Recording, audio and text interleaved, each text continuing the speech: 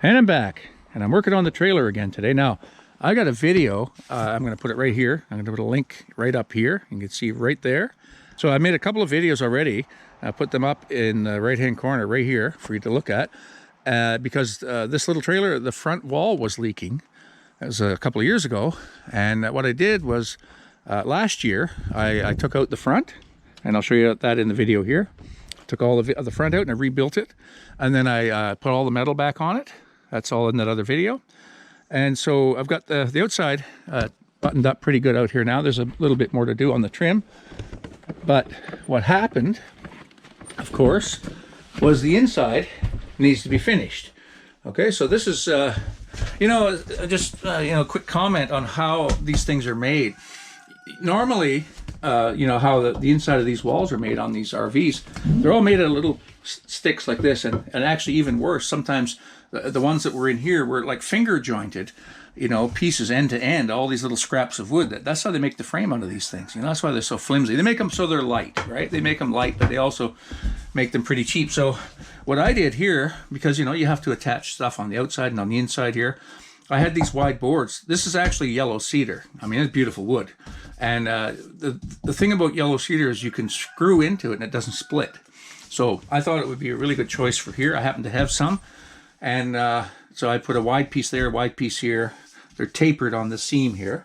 And these are yellow cedar as well. So any of the fixtures that have to go on here, for instance, like there's a bracket that has to go on here for the table afterwards.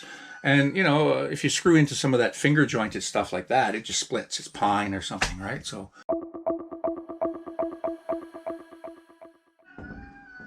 I'm just going to dry fit the piece of plywood. Let's see here. I might have to shave that off a little bit there. All right.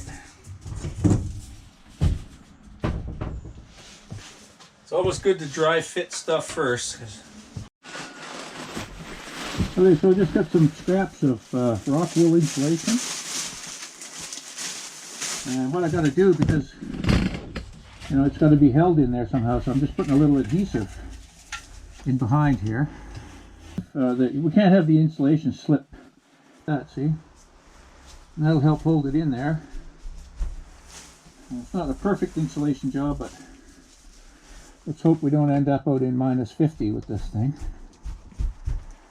Let's see, maybe not that. Put it there.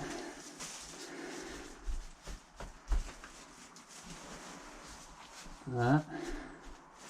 I mean, it's not really the way to insulate a wall. You don't usually put insulation on with adhesive, but just because of its position here on the wall, and it's all these little bits, I don't want it to come out when I start to put that plywood in. A little bit there to fill it up. That's good. Okay. A bit of a jigsaw puzzle.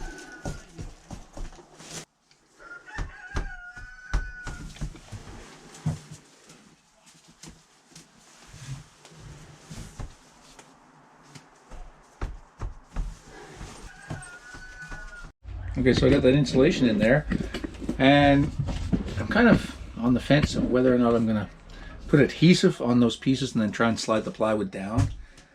I think that's what I'm going to do. I've got some of that same adhesive here. It's this LePage's 2-in-1 Seal and Bond. It acts like an adhesive, but it's a sealant too. I'm kind of torn because the minute I put that on there, it's going to be a mess. Okay, I'll try it. I think I'll put a little down at the bottom here because I'm not going to be able to reach under there once I've got it. Once the plywood is slid down, now there's a gap here. Edge that. So once I've got the plywood slid down, I'm not going to be able to reach under there and put any adhesive. So I'm going to put a little. That's not coming out of there very well, is it? A little there, a little there, and the rest I can reach from the top. Put a little along there. Oh, that's not very pretty, is it? Okay. I'm going to put some fasteners in this afterwards, but some places I don't want the fasteners to show.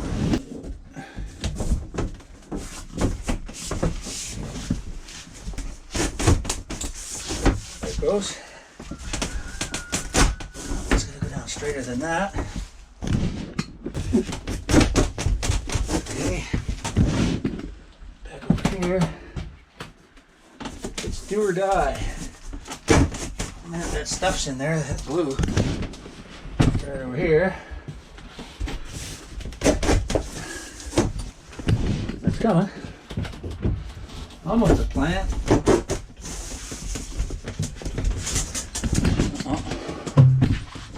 Here.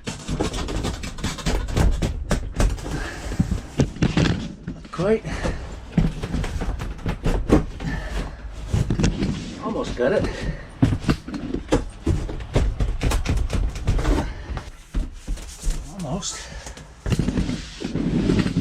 Almost there.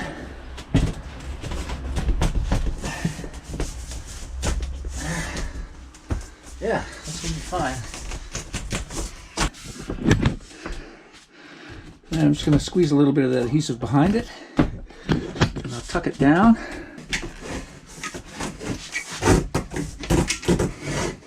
That's getting there. That's always do or die the minute you strike open a container of adhesive. The minute it's on there. There, I need a little, tidy that up a bit. I'm going to get a fastener here in that corner. I'll put a couple of small fasteners in there. I think that's not bad for that piece. Okay, so I got those pieces in here, and I've got some pieces cut. Not the same color plywood, but we'll deal with that. I think I may paint this wall anyway. So let's get that insulation. Let's get that insulation in there.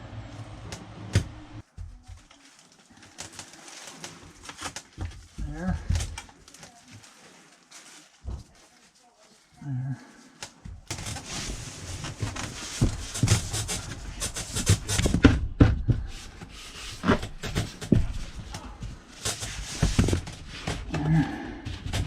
And I am going to deal with this and trim it out. Don't worry about it looking a little rough right now. Okay, there's the patch. This is going to be trimmed out. It's going to be trimmed out. So, okay. Okay, so I got this paint. I actually mixed it between like a brilliant white and I had a little bit of gray. I just put a touch of gray in it. It's all latex paint. I mixed it in. I think I got it.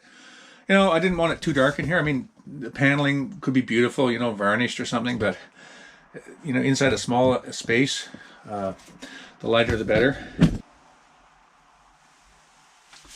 I see some of these modern renos they do on these little travel trailers is they deal with all the wood, you know, they cover all that wood with white paint. And they modernize the whole inside. It makes it that much bigger, you know, if it's painted in a light color. It makes the space seem larger.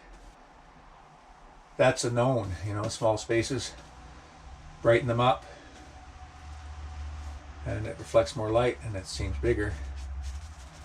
But a lot of the trend, you know, in the day was, you know, the old paneling was dark wood. You know, that was what they used to put in these things. Even, you know, some of the wood in here now, it's not dark wood, but it's wood grain, and it darkens it. You know, so some people that renovate these things now, they change it all. They put lighter and more colorful things in here to brighten them up. So let's just get that.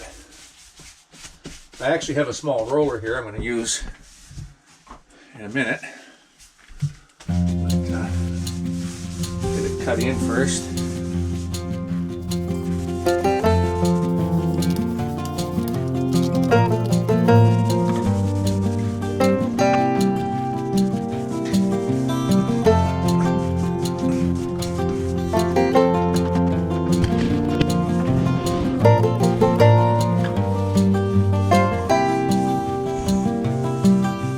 There's the first coat done. I'm going to let that dry overnight and then give it another coat tomorrow. Then we'll get into trimming this out.